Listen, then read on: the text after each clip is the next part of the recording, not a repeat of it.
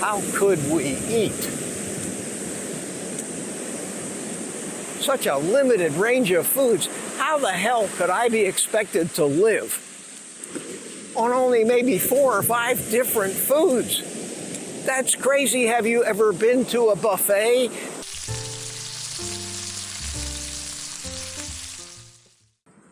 Well, good morning, everybody. It's me, Mitch, and I am here at the beach. I'm here at the beach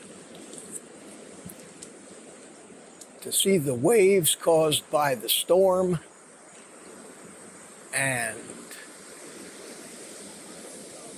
good morning. How you doing? Good. Getting some pretty pictures. Look at all the people out here this morning. Wow. One of the pictures I've got. Oh, that's great, man. Look at that. Pretty cool. Yeah. We're on YouTube right now. Oh, cool. Yeah, I'm recording a video for YouTube. Man, I'm surprised. Look at all the people. They all come out to see the big waves, huh? We got here like 10 minutes ago, and it was like, there was like still just as many people. Yeah, cool. Well, They were getting here. nice to meet you, kid. I'm going to go for a walk. Hey, what's your YouTube channel? Old Guy Carnivore. Alright. I'm surprised it's this busy out here this morning, and I'm surprised it's this busy, but I think a lot of people came out here this morning to see the sunrise and to see the high seas caused by the hurricane out there right now. And yes, the waves are up there, but that's not why I came out here this morning. I came out here this morning. I subscribed to you. Hey, there's my newest subscriber right up there. Thank you, son. I came out here this morning to actually talk about carnivore, to actually talk about a subject. That's the reason we're here. That's the reason that we're here, is to talk about carnivore. And what prettier place. Oh, there's some people actually in the water. What prettier place to talk about this than here at the beach at sunrise, and hopefully we'll capture some of that pretty sunrise. Whoa, I don't want to get my sneakers all wet here. Capture some of that pretty sunrise as we talk about variety or the lack thereof on the carnivore lifestyle. Variety. Most importantly, the scary part about the lack of variety living the carnivore lifestyle. I think that it has to be one of the things that dissuades so many people, scares people away, actually makes people think that we're crazy and out of our friggin' minds. How could we eat such a limited range of foods? How the hell could I be expected to live on only maybe 4 or 5 different foods? That's crazy. Have you ever been to a buffet? Do you not know what a smorgasbord or a salad bar is? Everybody knows that you need a wider and wider variety of foods, for God's sakes. We must have 15 different flavors of Cheerios alone. How the hell am I supposed to live on maybe 4 or 5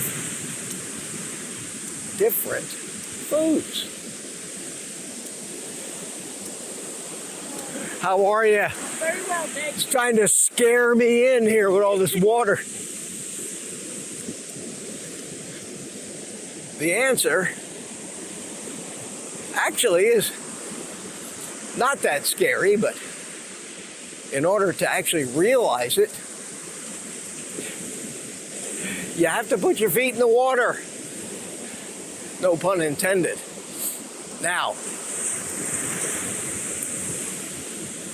there are many things that scare us away from carnivore in the beginning.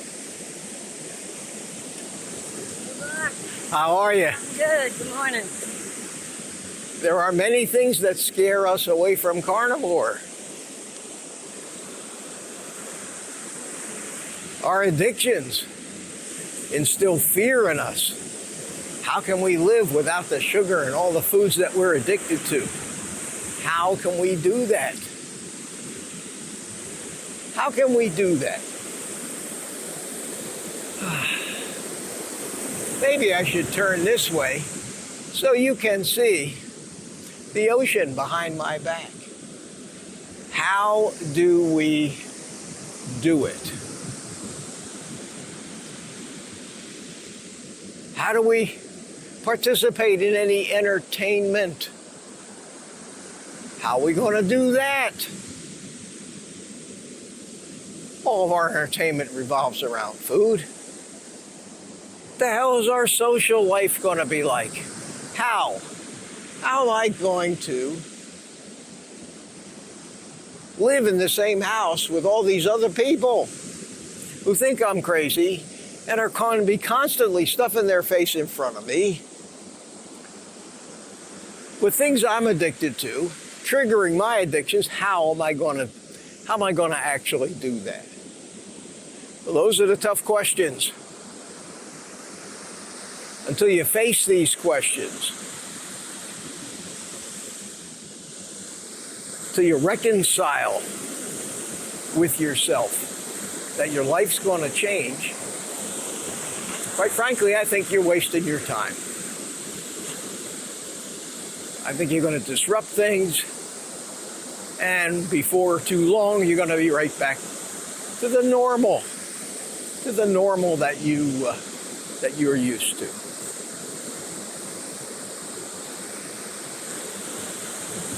And in the 2 years that I've been doing carnivore and talking to people and reading comments and emails and learning,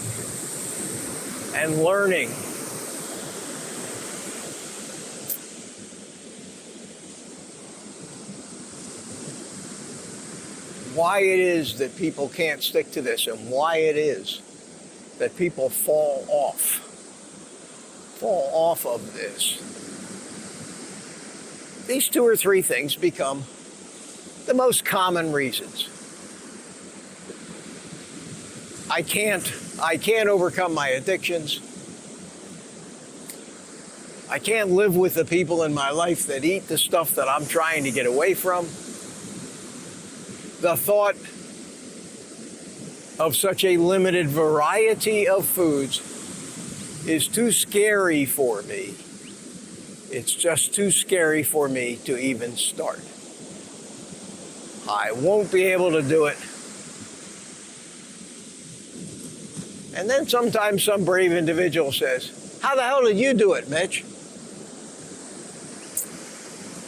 And I say, "I'm glad you asked, because that's when my story comes in. Because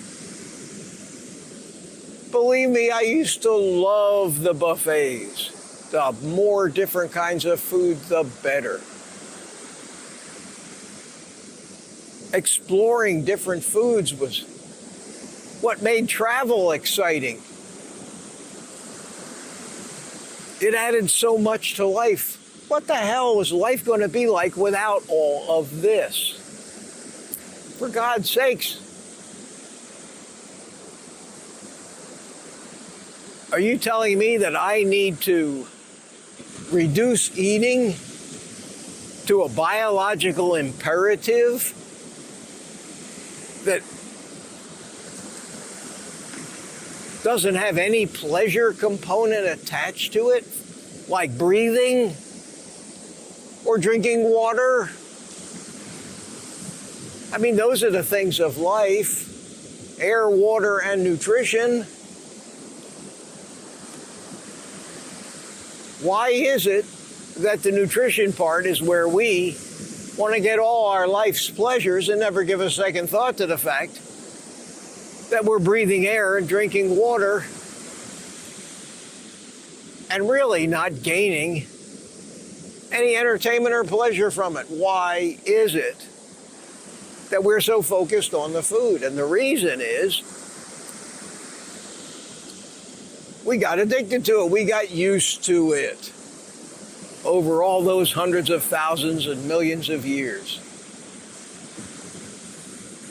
There's very little variety in air or water, but there is a tremendous amount of variety in nutrition. And we have kind of evolved to focus on the pleasurable and entertainment aspect of nutrition, of food. It has become embedded as a deep and integral part of our lives. We focus on it. Everything we do revolves around it. Family dinners, dining out, restaurants, even going on a cruise ship, it's all about the food. It's a wonder that anybody ever starts a carnivore lifestyle. And once started, that anybody can ever even sustain it. And that's where you need to ask Mitch. You need to say, how the hell did you do it? People think I'm crazy walking around talking to a stick. YouTube video. I'm making a YouTube video.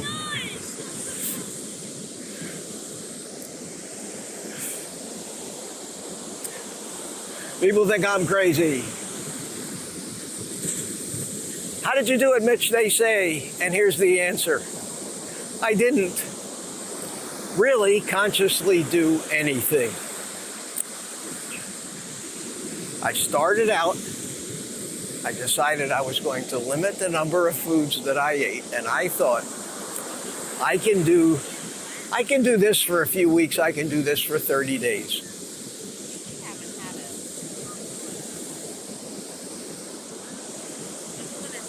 I'm a strong guy, I can do anything for a short period of time, and I made a commitment to give it a shot.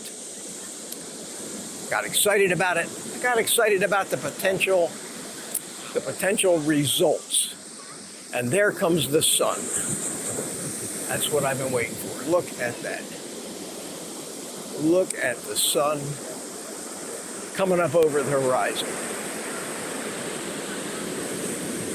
Now this is something you don't see. This is something you don't see every day. This is nature. This is hard to describe. It's awe-inspiring and it's gorgeous. And it's chasing me.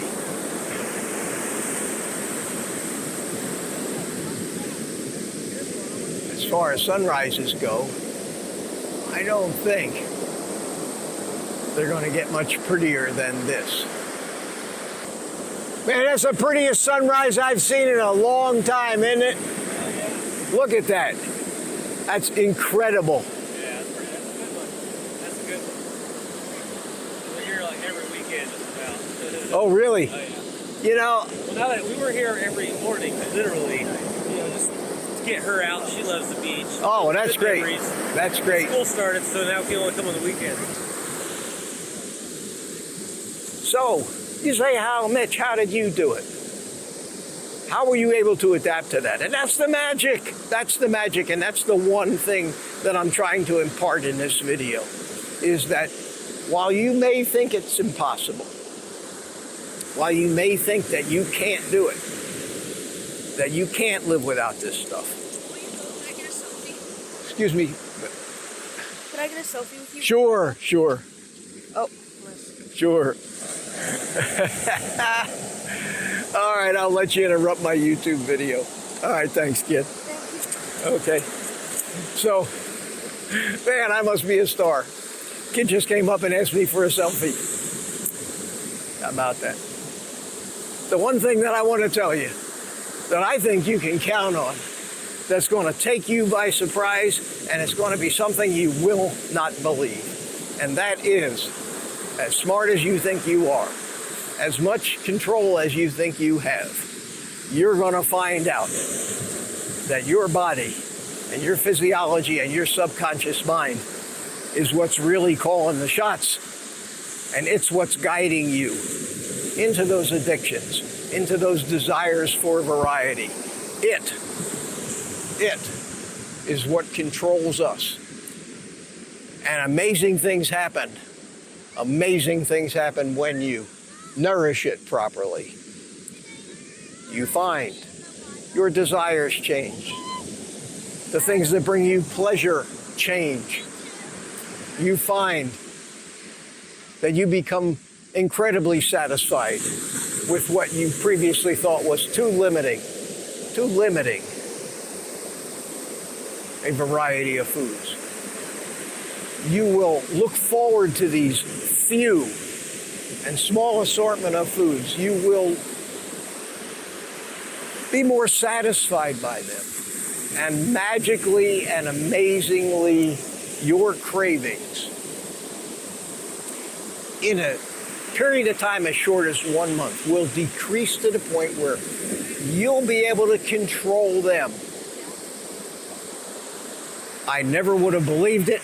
I can truly say that after 2 years, this is the easiest and most natural way of eating I have ever experienced. The importance of all of that variety, the importance of deriving pleasure from food went away. Eating food became like breathing air and drinking water because my body knows it's getting what it needs. I've discovered that there are so many different ways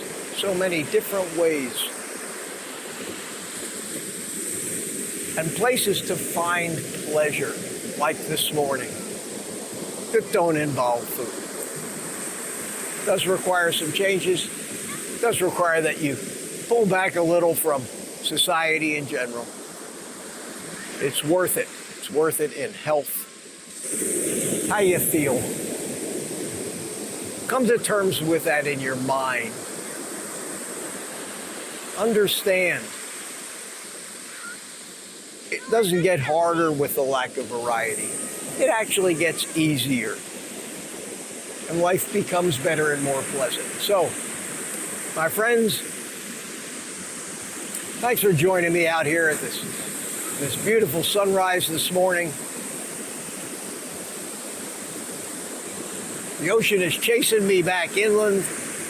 We have our first surfer out here, which is very brave. These are fairly good-sized waves for the shore. So while you think about what I just said, y'all can take the rest of the day off and eat meat.